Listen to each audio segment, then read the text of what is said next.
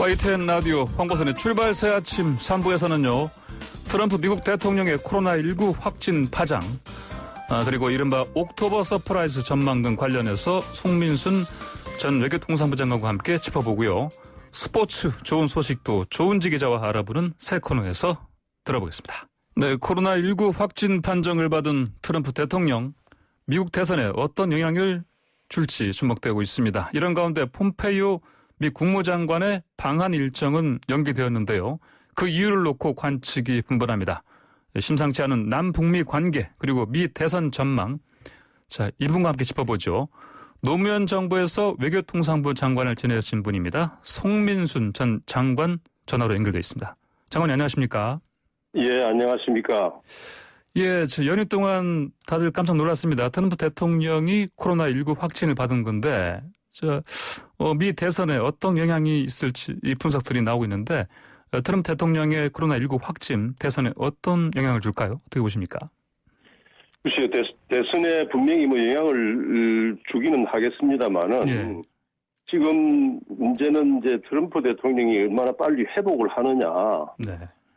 이런 게 더 중요할 것 같습니다. 걸렸다는 게 보다는 네. 빨리 회복을 하면은 네. 오히려 트럼프 대통령이 이 바이든 후보보다는 좀 젊으니까 예. 건강 면에서 유리하다고 볼 수 있고, 만약에 회복이 조기에 되지 않으면은 네네. 그동안에 트럼프 대통령이 보인 여러 가지 좀 약간 허세스러운 모습이 예. 더 부각이 되고 미국을 더 맡기기 어렵다 하는 판단이 미국 유권자들한테서 나오지 않겠습니까? 예.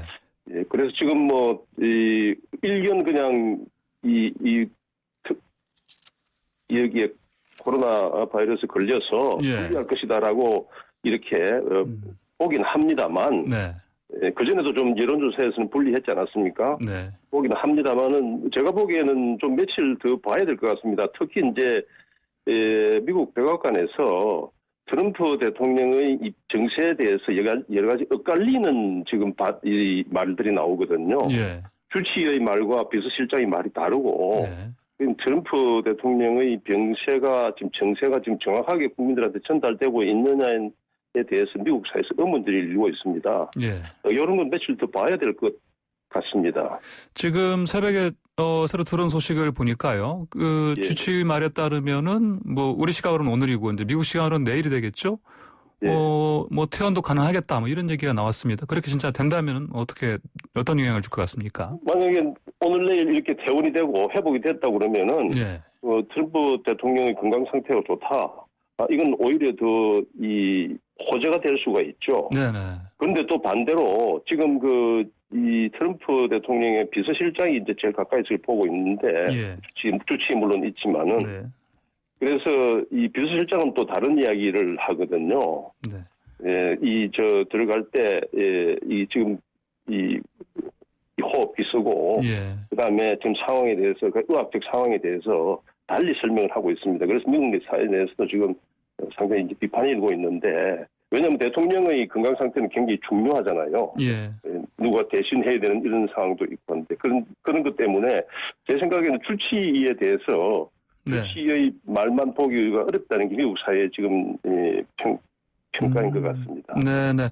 그러니까 오늘 내일 퇴원할 것이다 이런 얘기도 있긴 하지만 아직까지는 이게 정확하게 어떻게 될지 좀 지켜봐야 된다 이런 말씀이시죠? 그런 것 같습니다. 예. 자, 어제요, 갑자기 마이크 폼페이오 국무장관의 방한 일정이 취소가 됐다. 이런 소식이 들어왔습니다. 결국은 이제 원래는 몽골하고 한국도 거쳐서 일본을 간다고 그랬었는데 일정을 단축해서 일본만 한다는 건데. 네. 근데 이제 이유는 도널드 트럼프 미국 대통령이 코로나19에 걸려서 폼페이오 장관이 본국을 오래 비울 수 없다. 이런 얘기인데. 예. 어떻게 보십니까? 이렇게. 이거 지금 폼페이오 장관 방한이 취소된 걸 가지고 좀 너무 크게 이렇게 이야기를 하는 것 같은데요. 네네. 미국의 국무장관은 내각에서 장관 중에 서열 1번입니다. 네네네. 그 대통령이 지금 위급 상태에서 병원에 이런 위중 상태에 입원해 있는 상태에서 예. 국무장관이 해외여행을 사실은 하기 어렵죠. 네. 해외여행 자체를. 그런데 이제 일본하고는 10월 6일 날 동경에서 일본만이 아니고 미국, 일본, 호주, 인도 이 네 나라 사국 안보 대화가 오래전부터 잡혀 있기 때문에 예. 그것만 하고 일단 돌아갔다가 미국 국내 사정을 봐서 다시 이제 한국 몽골은 오겠다는 것 아닙니까? 예. 근데 불가피한 사정인데 이거를 가지고 뭐 한국만 왜 빼고 안 오느냐 이렇게 특별히 예. 집어서 이렇게 할 일은 아닌 것 같습니다. 네. 입장이 바꿔돼도 우리가 입장이 그런 상황이 돼도 똑같은 그렇게 행동을 하게 될 거예요. 왜냐하면 불가피한 걸 하고 한국하고 몽골은 좀 이따 와도 된다 이런 판단을 하게 되는 거죠. 예.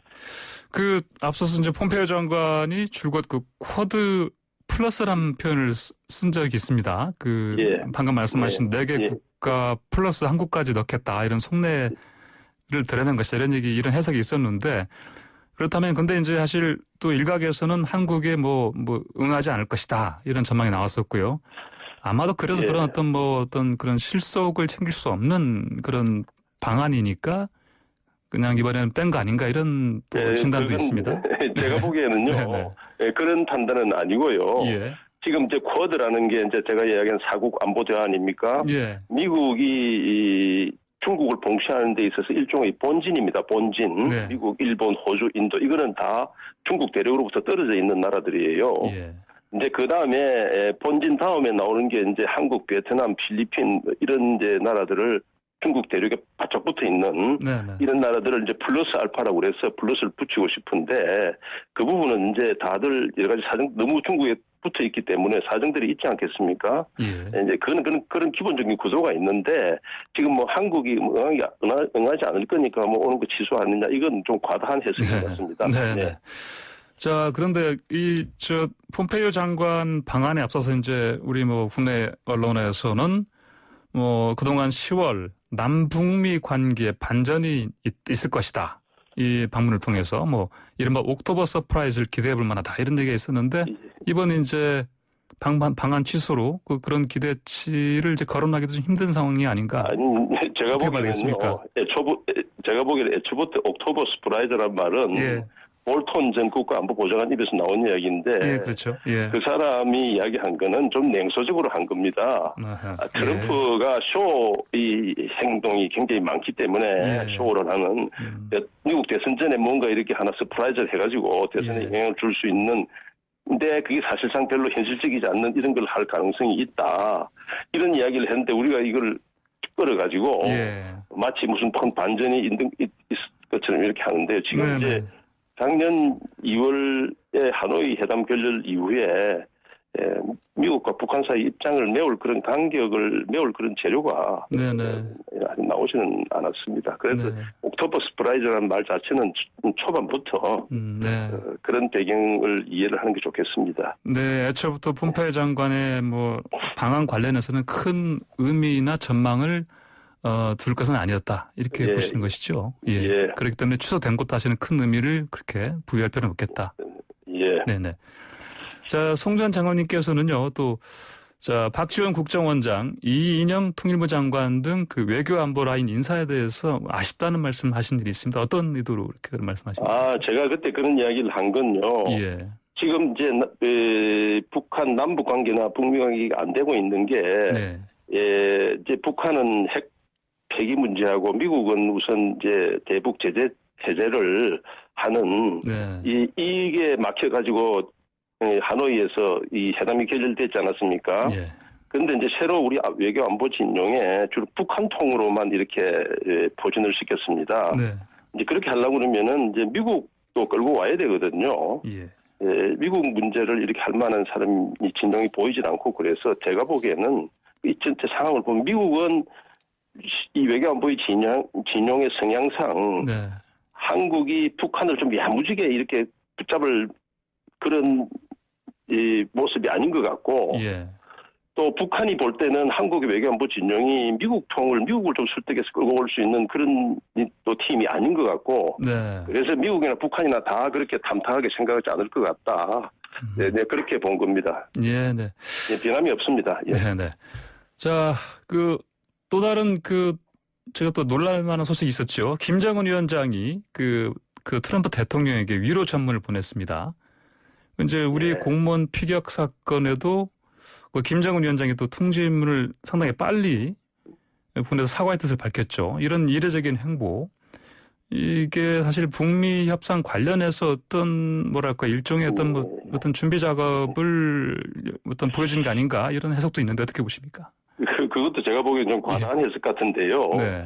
트럼프와 김정은 사이에는 이미 뭐 농담이긴 하지만 연애 편지를 주고받는 사이입니다. 예, 연애 편지. 그런데 그런데 이 병원 입원했는데 위로 점을 안 보내는 거는 이상하죠. 전 세계 사람들이 다 보내잖아요. 네. 근데 그게 뭐 특별한 일이라고 이렇게 엄지를 붙이는 거는 그렇고, 그다음 우리 공무원 피살 사건 이거는 북한으로서는 당연히 여기에 대해서 사과를 해야죠. 예. 당연한 건데 김정은 위원장이 한 두 가지의 당연한 행동에 대해서 우리가 약간 이렇게 갖다 붙이는 이러한 희망적인 해석을 하는 것 같은데 여기에 너무 큰 의미를 붙이면은 자칫 잘못하면은 우리가 무슨 좀 지푸라기라도 잡고 싶은 이런 심정을 보일 수도 있습니다. 네네. 큰 의미를 붙일 일은 아니라고 봅니다. 네, 근데 일종의 이런 것들을 굳이 그런데 북한에서 관보를 통해서 공개할 것 자체는 또 어떤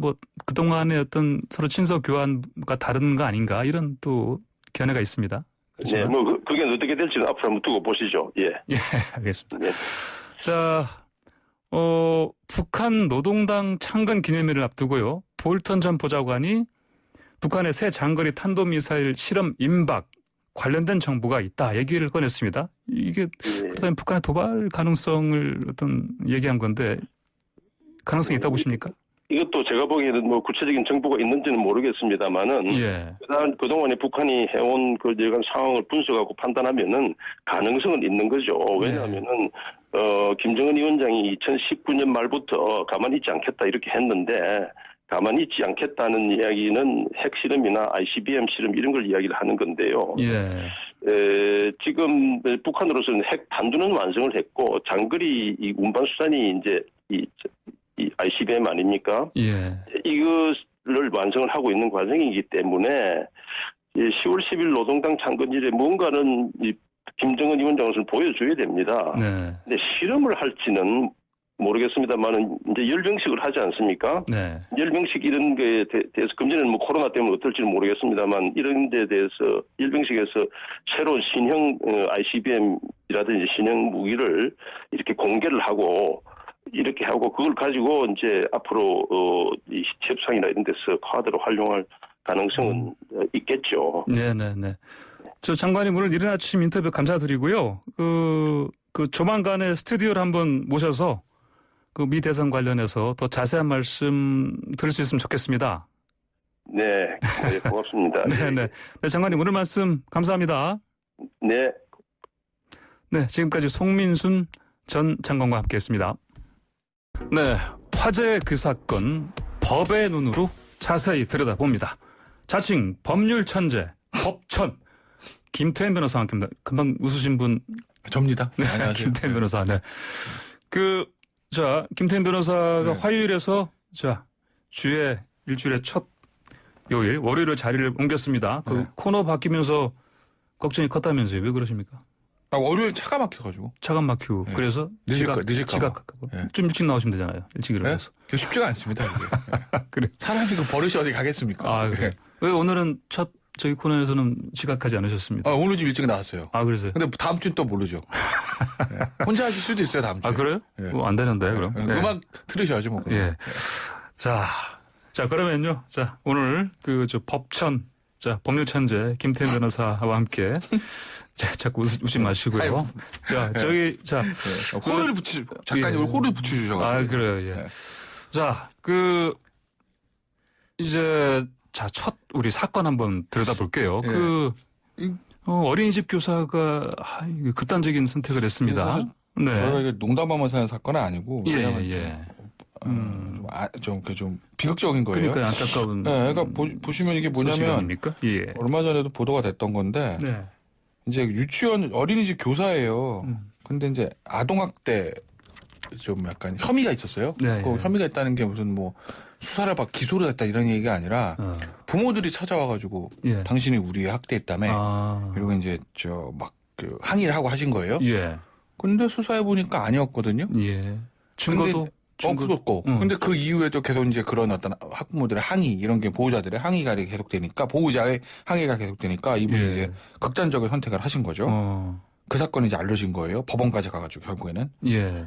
그러니까 보니까 어떤 일이 있었냐 봤더니 할머니하고 이제 애 엄마가 2018년에 이제 세종시에 있었던 한 어린이집에 와가지고 우리 아이를 학대했다 이렇게 항의를 하신 겁니다. 네.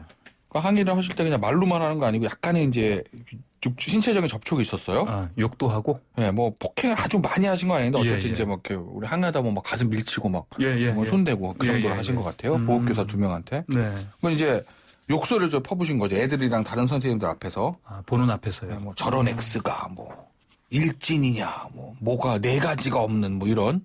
네? 그러면서 우리 시집 가서 너 같은 모를 낳으면 뭐 이런 얘기들 그런 욕설을 하신 거예요. 폭언을. 사람들이 보는 앞에서 그렇게 하면 그 모욕.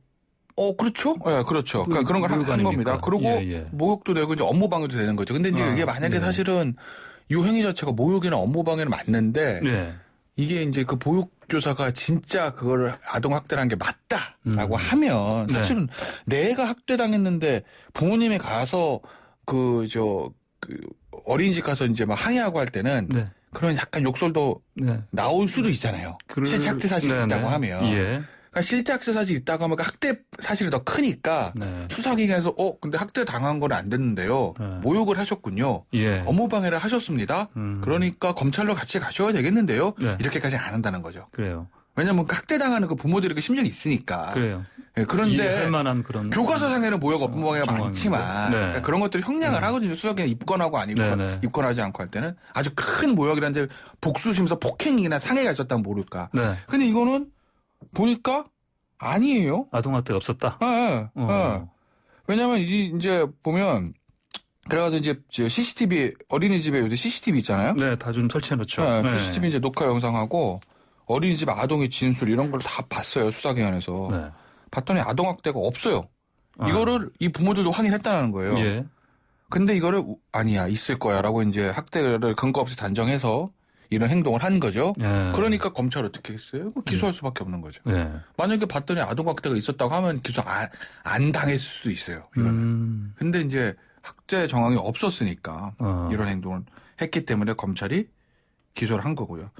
아까도 말씀드렸지만 조사해봤더니 아동학대가 없었다? 그러면 검찰은 어떻게 하겠습니까? 아동학대에 대해서는 불기소한 거예요. 네, 그건 그렇게 했고. 그다음에 이제 아동보호 전문기관에서도 학대 없는데요? 이렇게 얘기했다는 겁니다. 결국 이제 학대가 없는데도 불구하고 이런 어떻게 보면 뭐 행편한 말도 쓸 수 있을 정도로 이런 계속해서 이제 피해 교사를 괴롭혔다 이렇게 볼 수 있는 겁니까? 그렇죠. 왜냐하면 일단은 아동학대가 있냐 없냐가 이제 중요하니까 그거부터 이제 수사가 시작된 거예요. 검찰 입장에서 보면. 왜냐하면 아까도 말씀드렸듯이 피해를 주장하는 부모들이 가서 모욕을 했다, 업무방해했다 그거는 나중 얘기고 일단 아동학대가 있는지 보자 이렇게 먼저 한 겁니다. 근데 없었어요. 그래서 2019년 초에 한 1년 됐네요. 한 1년 6개월 정도 전에 아동학대 의혹에 대해서 불기소 처분을 내린 거예요. 불기소 처분 내렸고 그다음에 그런데 이제 그리고 나서 불기소 처분하고 바로 또 그러면은 불기소 됐으니까 당신은 모욕이나 업무방해 입건해야지 그렇게 한 것도 아닙니다. 좀 놔뒀어요. 근데 그 이후에 이 부모가 어린이집이 보육료를 부정으로 받았다. 이런 민원도 세종시청에 시청에 제기를 했고요. 그러니까 민원이 계속되니까 어린이집이 도저히 운영이 안 되잖아요. 그래서 피해 교사한테 넌지시 부탁을 했던 거예요. 그만두지 어린이집 원장이? 왜냐면 어린이집 쪽에서 너무 힘드니까 막 그것도 없는데 민원 계속 제기하고 운영이 안 되니까. 그래서 이제 피해 선생님이 어린이집 그만두고 나서 극단적인 선택을 하신 거죠. 그러니까 이제 검찰이 이제 이 A 씨랑 할머니랑 엄마 업무방해 모욕죄, 그다음에 폭처법 위반 이렇게 해가지고 기소를 한 건데 정식 재판 청구는 안 하고 벌금형, 약식 기소, 약식 기소를 한 겁니다. 약식 기소면 저기 우리 음주운전하면 그렇죠. 그런 사람한테 하는 그런 식으로 벌금 내린 거 아닙니까? 또 보면은 폭언이나 모욕죄 같은 약식 기소 많이 하죠. 명예훼손이랑은 좀 달라요. 그러니까 인터넷에 올리는 허위사실 유포 명예훼손은 정식 재판 구공판을 하는데 이거는 여러 사람에서 싸우다가 이제 막 욕하고 그냥 미친 거거든요. 이 정도면은 검찰은 약식 기소 많이 하긴 해요. 근데 이제 근데 이제 돌아가셨는데 약식 기소가 맞느냐? 그러니까 또 유족 입장에서는 이게 말이 안 된다라고 또 항의할 수도 있지 않습니까? 네, 뭐 그렇게 할 수도 있긴 있죠. 그러니까 근데 이 사법회의라는 게 민사재판도 형사재판도 그렇고 이해 당사자가 충돌하는 문제거든요. 모든 사람을 만족시킬 수는 없어요.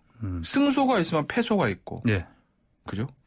구속당한 피고인이 있으면 구속당한 피고인은 억울할 거 나름대로 불만일 거 아니에요.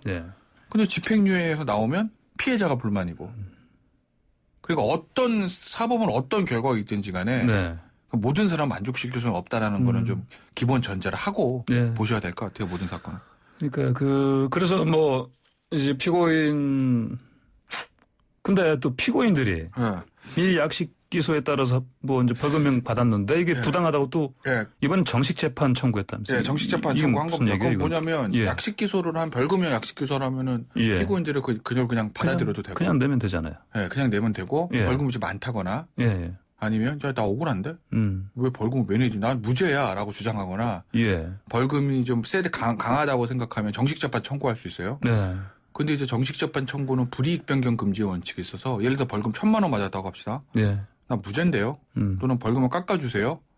라고 주장을 하면 그거보다 중한 처분이 나오진 않아요. 괘씸죄가 붙어가지고 그래 벌금 1,000만 원이 많다고? 그래서 정식 재판 청구했어? 그럼 내가 매운맛을 보여주지. 벌금 3,000 또는 뭐 집행유예 또 법정 구속 이렇게 강하게 간진 않아요. 불이익 변경 금지 원칙이 있어서. 그 최소한 검찰에서 법원에 예를 들어 벌금형 1,000만 원으로 구형해서 약식 넘겼을 때 정식 재판에 피고인이 청구하면 1,000만 원보다 낮아지든지 아니면은 그 1,000만 원 그 선이든지. 그러니까 믿져야 본전인 거죠. 그렇게 설명드리면 되겠구나. 불이익 변경 금지 원칙이나 믿져야 본전이다. 그렇게. 그러니까 정식 재판 청구해본 건데 법원에서는 이제 뭐라고 이걸 판단했냐면 굉장히 이례적인데 이런 걸 썼어요. 징역형으로 엄중히 처벌하는 게 마땅하다. 내가 봤을 때는. 징역형으로 엄중히 처벌하는 게. 그러면은 이제 그거는 결국은 이 피해자분이 이 선생님이 돌아가셨으니까 스스로 목숨을 끊은 거니 이거는 나는 징역형을 보는 게 맞는 것 같아. 그런데 아까 보듯이 불이익 변경 금지 원칙이 있어. 믿져야 본전이야. 그러니 이건 어떻게 할 수가 없어. 그러니 그냥 징역은 안 되고 그냥 원래 벌금형 그대로 가야 돼. 벌금형 그대로 가는데 액수는 그대로 가는 거예요. 불이익 변경 금지 원칙이란 게 저 예를 들면 저 믿어야 본전이니까. 그래서 벌금 그대로 벌금 2,000만 원을 선고했다는 거예요. 형 종류를 변경할 수는 없다라고 하고. 근데 이게 사실은 되게 이례적인 거죠. 아니 왜 이례적인 게 뭐냐면 징역형으로 엄중히 처벌하는 게 마땅하다 이런 얘기 잘 안 쓰거든요. 판사가 자기가 할 수 없는 건 잘 안 써요. 그냥 판사를 하면 되는 거지. 나는 당신이 정말 나쁜 범죄자여서 나는 정말 극형에 처하고 싶으나 우리 법이 그거를 허용하지 않아란 말을 안 씁니다. 자기가 할 수 있는 것만 쓰지. 근데 이제 판사는 이 담당 법원 이런 걸 쓴 거예요. 징역형을 엄중히 처벌하는 게 마땅하다. 라는 거. 근데 요즘 이례적인 거죠. 요즘 판사들이 이런 선고 내릴 때 그 표현하는 게 조금씩 달라지는 것 같아요. 그러니까 판사들이 달라진다기보다 그런 것만 보도가 되는 거죠. 그러니까 솔직히 말씀드리면. 그러니까 수많은 사건들이 있는데 수많은 사건들이 지금 하루에도 약식 재판에 대한 약식 명령을 정식 재판 청구했을 때 나오는 게 이제 뭐죠? 나오는 게 한두 개가 아닌데 그중에서 이런 사건들만 보도가 되니까 이제 우리가 그렇게 느껴지는데 일반적으로는 그렇게 잘 안 쓰죠. 그냥 아주 무미건조하게. 그렇죠. 자, 근데 뭐 어차피 단독 판사들은 뭐 본인의 권한이니까.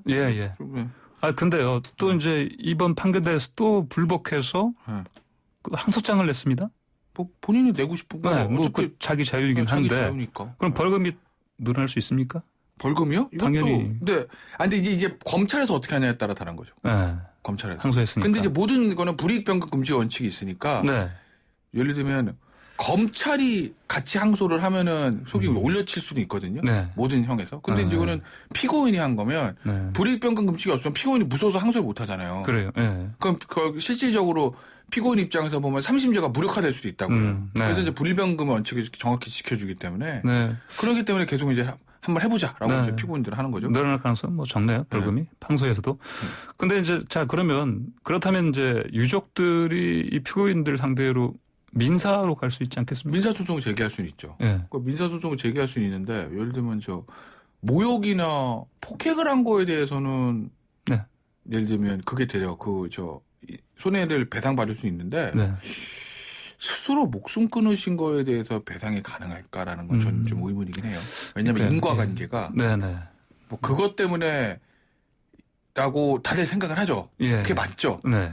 근데 법적으로 예를 들어서 몇 달 전에 있었던 그 모욕이나 좀 시간 그런 것들 네. 이런 것 때문에 스스로 목숨을 끊은 거에 대해서 인과관계를 인정해서 손해를 배상을 하게 한다라는 판결을 쓰는 게 녹록한 건 아니거든요. 예. 그래서 그거는 조금 저는 쉬워 보이진 않아요. 결국은 그러면 항소 가서 또 벌금이 똑같아지고 그러면 또 갈 수도 있겠습니다. 이분들의 지금까지의 그 패턴을 보면은. 뭐 할 수도 있겠죠. 뭐 네. 본인의 그거는 본인의 선택이니까. 그러니까 우리가 본인의 선택이니까 좀 마땅하진 않아도 본인이 어쨌든 권리를 행사하는 건데 그거를 행사하지 마라. 뭐 이렇게 할 수 있는 노릇은 아니거든요. 그러니까 다만 이제 민사소송 사건에서 그래서 모시겠습니다. 재판부가 인과관계를 어느 정도까지 잡아줄지 그게 이제 관건인 거죠. 사실 피해자 유족들한테는. 만약에 김태현 변호사께서 이 피고인 변론을 맡으셨다면 안 할 건데요. 안 할 거예요. 왜 안 할 거예요? 그냥 하기 싫어서. 이런 건. 저도 사건을 가릴 자유가 있으니까. 물론이죠. 네네. 법률천재 법천 김태현 변호사는 이런 사건 맞지 않겠다. 알겠습니다. 자 오늘 다른 것도 더 우리가 또 얘기를 했어야 되는데 시간이 다 됐습니다. 오늘 여기까지 말씀 듣고요. 다음 시간, 다음 월요일에 지각하지 마시고 다시 나오시길 바라겠습니다. 그건 그때 가봐서. 오늘 감사합니다. 네, 고맙습니다. 네, 뉴스인법 김태현 변호사였습니다. 자, 매일 아침 스포츠의 매력을 짧고 굳게 전해주는 코너죠. 스포츠가 얼마나 좋은지 YTN 스포츠부에 계속 지금 오늘 새 코너들에서 계속 출연자들이 웃으시네요. YTN 스포츠부에 조은지 기자 나와 있습니다. 안녕하십니까? 안녕하세요. YTN 스포츠부 조은지 기자입니다. 코너 이름 스포츠가 얼마나 좋은지. 예. 네, 각인시키려고 일부러 이렇게 뽑아봤습니다. 그래요? 네. 그래 앞으로 어떻게? 생방송 처음이라 많이 떨리고 또 출근길에 제가 자주 듣는 프로였거든요. 열심히 적응할 테니까 넓은 마음으로 따뜻하게 들어주시면 좋겠습니다. 매일 나오시는 거예요? 네, 매일 아침 이 시간 생생한 스포츠 소식 또 매력을 짧고 굵게 전해드리겠습니다. 힘찬 목소리, 밝은 목소리로 앞으로 재미난 활력을 주는 그런 스포츠 소식 전해주신다고 하니까 기대가 됩니다. 자, 그러면 저도 아까 사실 출근길에 저도 새벽 5시에 집에서 나와요. 네. 버스 타고 오셨다고 하면서 들었습니다. 그래요? 추웠다고. 춥더라고요. 네. 내일부터는 목도리도 좀 하고 가야 되겠는데. 근데 추웠지만 딱 이 리시버 이거죠. 이어폰 꽂으니까 바로 손흥민 선수 얘기 나오더라고요. 그렇죠. 어떤 내용입니까? 모르시는 분들 많을 것 같아요. 왜냐면 저는 알지만 좀 물어보시고 다쳤다고 해가지고 어제 경기 안 보셨던 분들 많을 것 같은데 좀 당황스러우실 것 같습니다. 저는 깜짝 놀랐어요. 손흥민이 나올 리가 없는데 그렇죠.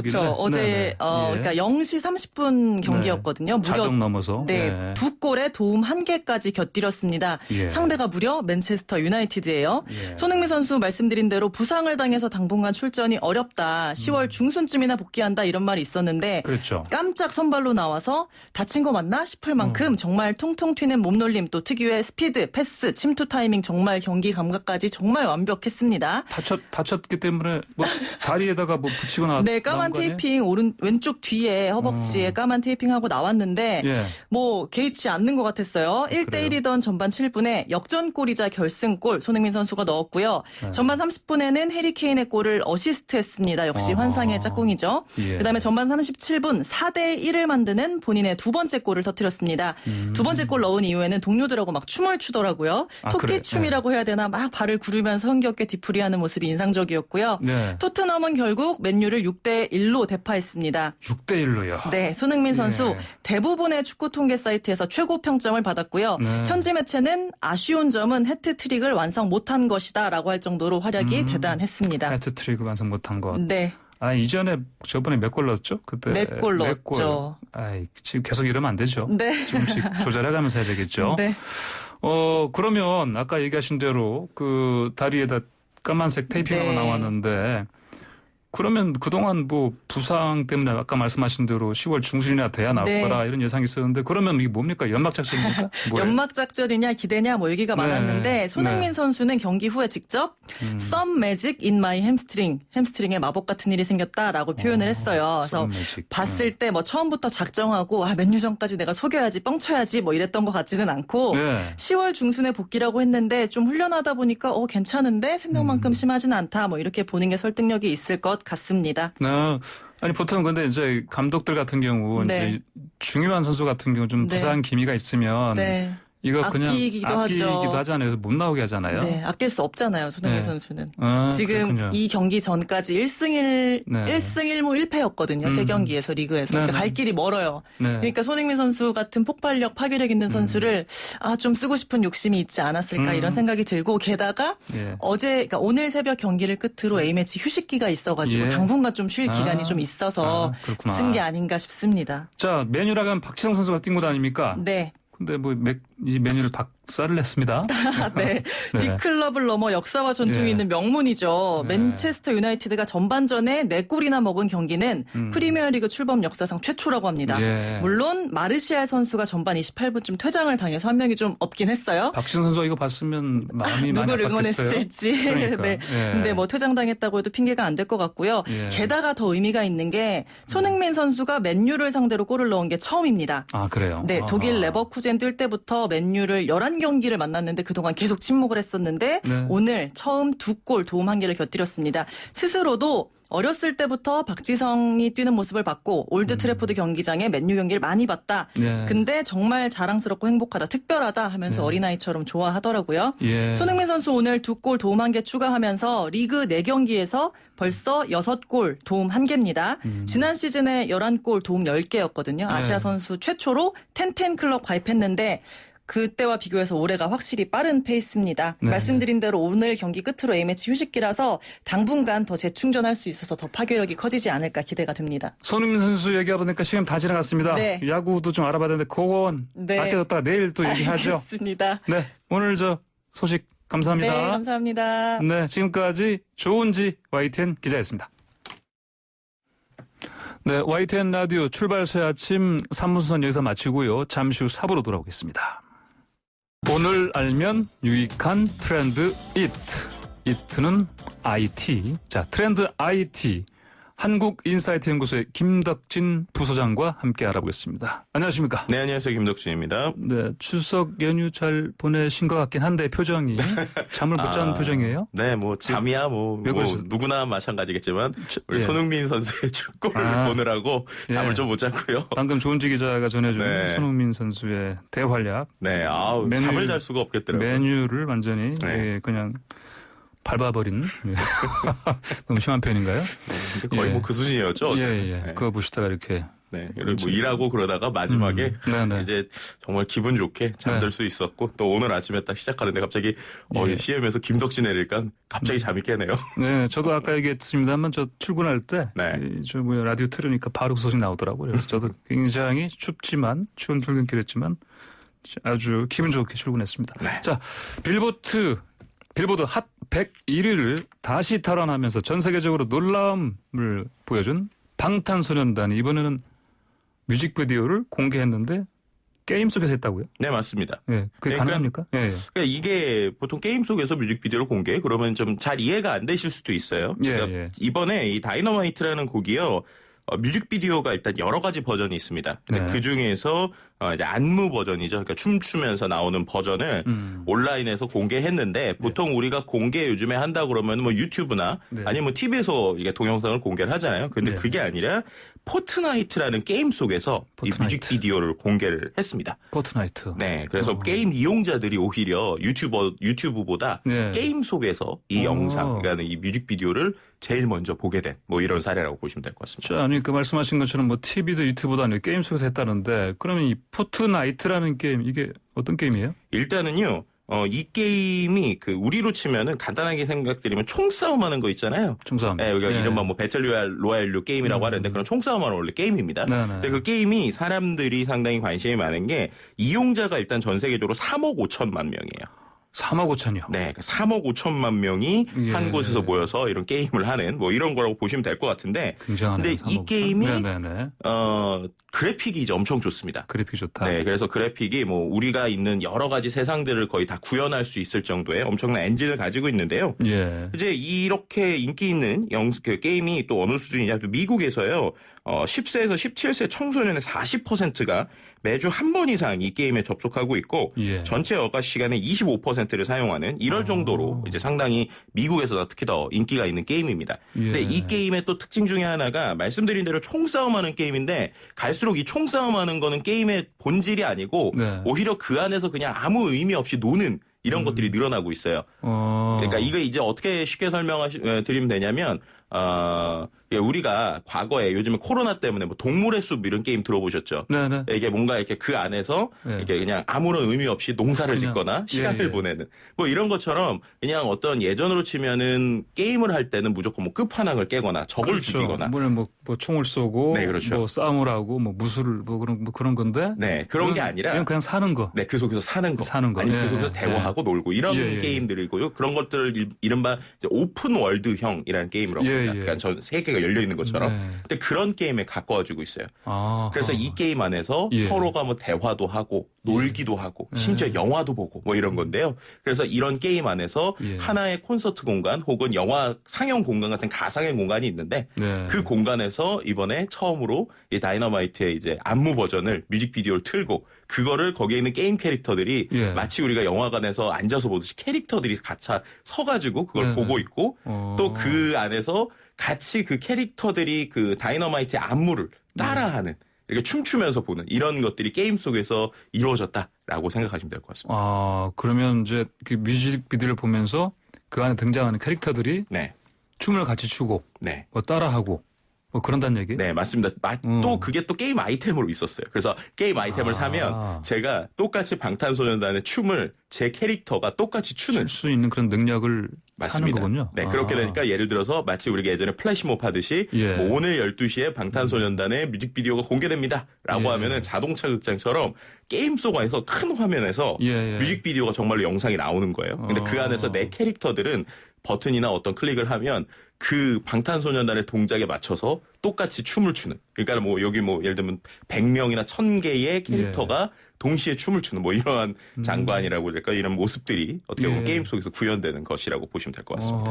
이 참 신기한 어떤 뮤직비디오 공개 사례인데 근데 이미 게임 속에서 이렇게 뭐 영상을 상영하는 그런 일들이 흔하게 이루어지고 있다? 네, 이 게임에서는요, 이미 그 한 1, 2년 전부터 이런 것들이 상당히 많았는데, 뭐 대표적으로 우리가 알고 있는 스타워즈 있지 않습니까? 스타워즈 중에 미공개 시리즈 부분들이 있어요. 근데 그게 좀 애니메이션으로 좀 섞여 있는 부분인데 이것도 그 전에 이렇게 자동차 극장처럼 그 안에서 공개가 되기도 하고요.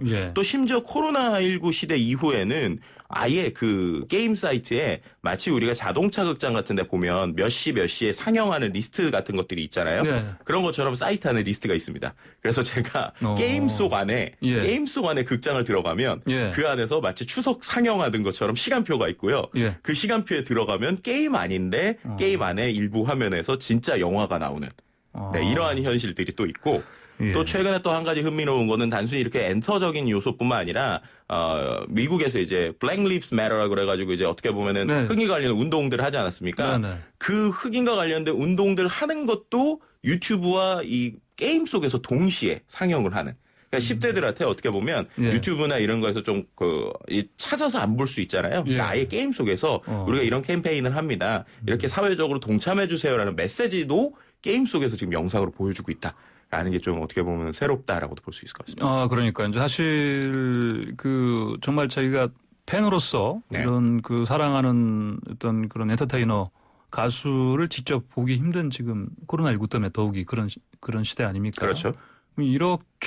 이런 식으로 어떤 동영상 그러니까 뮤직비디오를 공개했을 때 굉장히 호응이 높을 것 같아요. 네, 맞습니다. 이제 근데 이게 또 단순히 최근에 이제 미국의 사례들을 보면 영상을 트는 것뿐만 아니라요. 아예 이 게임 속에서 콘서트를 합니다. 게임 속에서 콘서트를 한다. 네, 근데 게임 속에서 그럼 콘서트까지 어떤 식으로 하실 것 같으세요? 어떤 식으로 할 것 같으세요? 좀 상상이 안 가는데 뭐 이를테면 그냥 쉽게 생각하면 그 이제 게임 안에서 하다가 내가 좀 콘서트를 봐야겠다. 이렇게 합니다. 그러면 그거를 이제 진입을 하게 되면 혹시 저런 거 아닙니까? 뭐 갑자기 뭐 유튜브나 그런 걸로 링크가 되고 그런 거 아니에요, 혹시? 그 수준을 넘어섭니다. 그게 아니에요? 네, 예를 들면 쉽게 설명드리면 가수를 아예 아바타나 캐릭터로 만들어 버리는 거예요. 그러니까 게임 속 캐릭터로 실제로 가수를 만들어서 게임 속 나머지 캐릭터와 함께 그 안에서 페스티벌을 합니다. 그러니까 가장 좀 대표적으로 말씀드리면 2019년 2월에 미국에 이제 그 EDM DJ 마시멜로우라는 사람이 있어요. 그러니까 EDM은 저 일렉트로닉 댄스 뮤직이요. 그러니까 우리가 보통 이른바 과거에는 공연이나 페스티벌을 어떤 광장이나 뭐 공원에서 이렇게 모든 사람들이 점프하면서 막 뛰잖아요. 근데 그 안에서 앞에서 이제 디제잉하는 이 캐릭터를 실제로 이게 게임 속에서 구현을 한 거예요. 그래서 그 게임 속에서 구현된 캐릭터가 예를 들면 3, 2, 1 하면서 점프 탁 누르게 되면 거기에 있는 모든 친구들이 마치 페스티벌에서 다 같이 음악에 맞춰서 점프를 뛰는 것처럼 게임 속에서 캐릭터들이 같이 춤추고 노는 겁니다. 근데 그거에 한 번에 동시 접속자가 1,070만 명이 모였고요. 1,070만 명이요? 네, 1,070만 명이 한 번에 그 동시에 그 공연을 보는 거죠. 한 번에. 네, 그리고 또 최근에 트래비스 스캇이라고 이제 래퍼 중에 또 상당히 유명한 래퍼가 있는데 그 래퍼도 아예 그 래퍼 같은 경우는 이제 자기의 어떻게 보면 몸의 한 10배 정도 크기의 아바타로 만들어가지고 그 10배 정도 크기의 아바타가 압도적으로 모든 관중들을 보고 있는 거죠. 그 안에서 이제 공연을 하고 춤추고 같이 이제 그 캐릭터들이 점프하면서 노는 건데. 거인 아바타네요. 네. 근데 그거에도 동시에 1,200만 명이 모였습니다. 여기에도 1,200만 명. 네. 그러니까 이게 중요한 게 어떤 형태도 중요하지만 어떤 이벤트나 내용을 전 세계에 있는 사람들이 동시에 1,200만 명이 모였다. 그리고 1,200만 명이 대부분 우리가 말하는 Z세대나 밀레니얼 세대다. 라고 하는 게 어떻게 생각하면 이게 단순히 게임이 아니라 10대, 20대들을 모으는 하나의 플랫폼으로 볼 수 있다라는 면에서 이제 상당히 의미가 있다라고도 볼 수 있죠. 근데 이렇게 1,200만 명이 동시에 접속해서 그 안에서 지금 이 공연을 즐기려면 기본적으로 이걸 감당할 수 있는 뭔가 기본 인프라가 있어야 되지 않습니까? 네, 맞습니다. 그러다 보니까 말씀하신 것처럼 이 회사, 그러니까는 지금 우리가 계속 말했던 포트나이트라고 하는 게임을 가지고 있는 에픽게임스 같은 경우도 전 세계적으로 일단 그래픽 기술하고 클라우드나 이런 기술들이 상당히 좋아요. 그리고 뭐 예를 들어서 1,200만 명이 동시에 접속한다고 그럼 게임 속에서 캐릭터가 한 번에 1,200만 개가 내 눈에 보이는 건 아니고요. 내 주변에 있는 일부의 사람들이 이렇게 마치 섹터처럼 보이는 거죠. 근데 그것들을 동시 접속으로 보면 1,200만 명이 한 번에 보이는. 그러니까 그런 식으로 이미 게임과 관련된 그러니까 클라우드 기술 아니면 우리가 알고 있는 다양한 네트워크 기술, 그래픽 기술들이 거기까지 올라와 있는 상황인데 그럼 그것을 활용해서 새로운 형태의 플랫폼들이 나오고 있다라고 이제 설명을 드리면 될 것 같아요. 그래서 보통 뭐 예를 들어서 우리가 이런 얘기 많이 했잖아요. 페이스북이 있었는데 그럼 제2의 페이스북이 뭘까? 언제 나올까? 그럼 어떤 형태가 될까라고 했는데 오히려 그 다음 지금 그 Z세대들한테는 그 형태가 우리가 그냥 알고 있는 단순한 SNS가 아니라 이런 식으로 게임을 매개로 하는 그 안에서 뭔가 소통하는 것들도 충분히 생길 수 있고 뭐 틱톡 같이 뭔가 동영상을 중심으로 하니까 기존과는 전혀 다른 방식이 생길 수도 있다라는 게 분명한 의미인 것 같습니다.